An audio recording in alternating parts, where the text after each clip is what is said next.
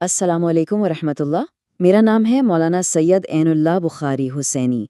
आज हम मिलकर कुरान के 90 पारे की रोशनी में एक बहुत गहरे, एक बहुत अहम सवाल का जवाब तलाश करेंगे। वो क्या चीज़ है, वो कौन सी ताकत है जो किसी भी कौम को, किसी भी कम्युनिटी को उरूज देती है, और इसके ना होने से कौमें कैसे बिखर जाती हैं? देखें, तारीख तो भरी पड़ी है कौमों के बनने और बिगड़ने की कहानियों से। लेकिन असल सवाल ये है कि ऐसा होता क्यों है? क्या किसी कौम की कामयाबी बस एक इत्तेफाक होती है, या फिर उसके पीछे कुछ ठोस उसूल, कुछ लाजवाल कवानीन काम कर रहे होते हैं? और अगर ऐसा है, तो क्या हम इन उसूलों को समझकर आज भी कामयाबी हासिल कर सकते हैं? अच्छा, तो इसी सवाल का जवाब ढूंढने के लिए हम एक सफर पर चलेंगे। सबसे पहले हम इस बुनियादी चीज को समझने की कोशिश करेंगे जिसे इज्तिमाई शऊर कहा जाता है। फिर हम तारीख से दो मिसालें लेंगे, एक नाकामी की यानी बनी इसराइल की, और एक अजीम कामयाबी की यानी जंगे बदर की। और फिर इन सब को जोड़कर ये देखेंगे कि ये सदियों पुरानी बातें आज हमारे इस डिजिटल दौर में हमारे लिए क्या मायने रखती हैं।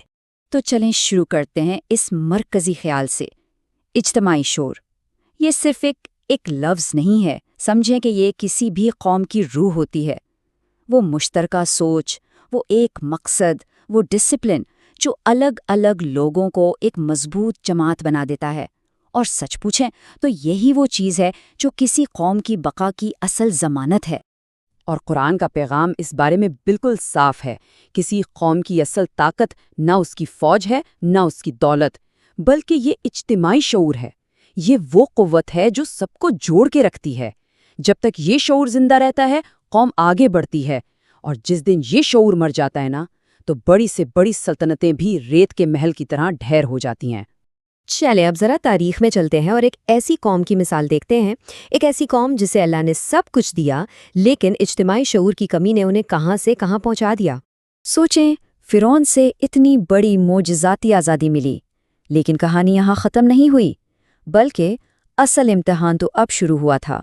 अल्लाह ने उन्हें आजमाइशों में डाला, लेकिन सज़ा देने के लिए नहीं, बल्कि इसलिए ताकि वो सदियों की ग़ुलामी वाली सोच से बाहर निकलें और एक ज़िम्मेदार कौम बनने की ट्रेनिंग हासिल करें। तो उनकी नाकामी की वजह क्या बनी? बुनियादी तौर पर 3 बड़ी कमज़ोरियां थीं। एक, फ़िक्री कमज़ोरी, दूसरी, दुनिया की हिर्स, और तीसरी, अपनी लीडरशिप की नाफरमानी। और ये सिर्फ उनकी कहानी नहीं है, ये हम सब के लिए एक बहुत बड़ा सबक है। पहली कमजोरी, फिक्री कमजोरी।